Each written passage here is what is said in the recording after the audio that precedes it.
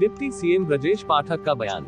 आमिर अली की मैनपुरी से रिपोर्ट। करहल विधानसभा उपचुनाव को लेकर डिप्टी सीएम ब्रजेश पाठक का बयान।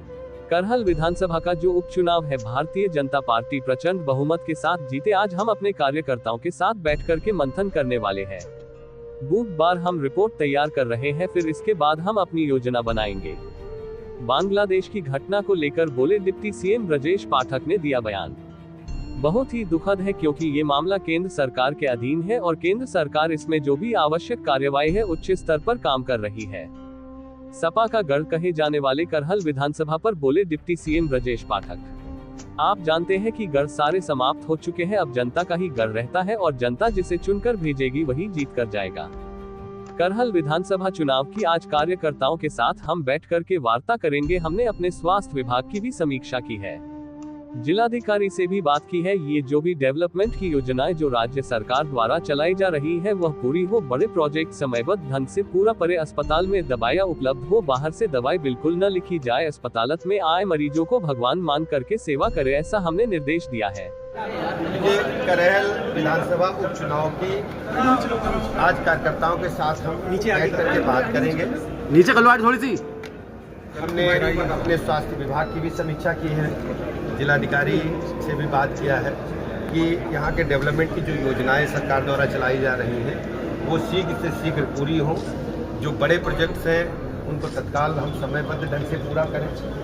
अस्पतालों में दवाइयाँ उपलब्ध हों, बाहर से दवाई बिल्कुल न लिखी जाए और हर स्थिति में अस्पताल में आए मरीज की हम भगवान मान करके सेवा करें, ऐसा हमने निर्देश आज सभी। करहल की जिम्मेदारी आपको मिली है, क्या रणनीति रहेगी जीत की? देखिए, करहल का विधानसभा का जो उपचुनाव है भारतीय जनता पार्टी प्रचंड बहुमत के साथ जीते। आज हम अपने कार्यकर्ताओं के साथ बैठ करके मंथन करने वाले हैं।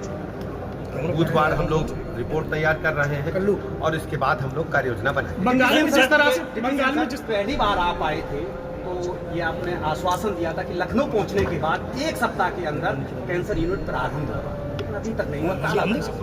आज हमने बात किया है सर। बंगाल में जिस तरह से हालात है, हिंदुओं पर हमला हो रहा है, मंदिरों पर, क्या अभी तक बहुत ही दुखद है और चूंकि ये मामला केंद्र सरकार के अधीन है और केंद्र सरकार इसमें जो भी आवश्यक कार्रवाई है उच्च स्तर पर इसमें हो। करहल समाजवादी पार्टी कहती है कि हमारा गढ़ है। करहल समाजवादी पार्टी कहती है हमारा गढ़ है और इस गढ़ को आप कैसे खत्म कर पाएंगे? आपको पारिवारिक, हालांकि लोकसभा का चुनाव मैनपुरी में हुआ, उसके परिणाम आपके सामने हैं। गढ़ सारे समाप्त हो चुके हैं। देश की आज़ादी के बाद अब जनता का ही गढ़ होता है।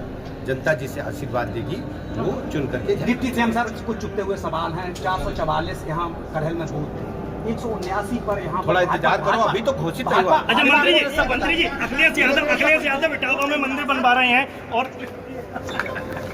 देखिए, करहल विधानसभा उपचुनाव की आज कार्यकर्ताओं के साथ हम बैठ करके बात करेंगे। नीचे कलवाट थोड़ी सी।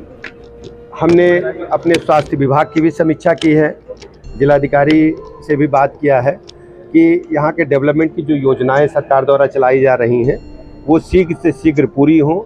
जो बड़े प्रोजेक्ट्स हैं उनको तत्काल हम समयबद्ध ढंग से पूरा करें। अस्पतालों में दवाइयाँ उपलब्ध हों, बाहर से दवाई बिल्कुल न लिखी जाए और हर स्थिति में अस्पताल में आए मरीज की हम भगवान मान करके सेवा करें, ऐसा हमने निर्देश आज सभी अपने आपको मिली है, क्या रणनीति रहेगी जीत की? देखिए, करहल का विधानसभा का जो उपचुनाव है भारतीय जनता पार्टी प्रचंड बहुमत के साथ जीते। आज हम अपने कार्यकर्ताओं के साथ बैठ करके मंथन करने वाले हैं।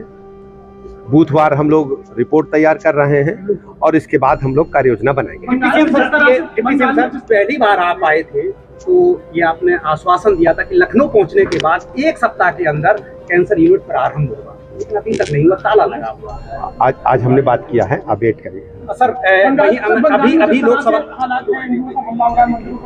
देखिए, बहुत ही दुखद है और चूंकि ये मामला केंद्र सरकार के अधीन है और केंद्र सरकार इसमें जो भी आवश्यक कार्रवाई है उच्च स्तर पर इसमें हो रहा है। सर, अभी लोकसभा चुनाव हुआ, 444 बूथ थे करहल में। हमारा गढ़ है जी। करहल समाजवादी पार्टी कहती है हमारा गढ़ है और इस गढ़ को आप कैसे खत्म कर पाएंगे? देखिए, आप जानते हैं कि देखिए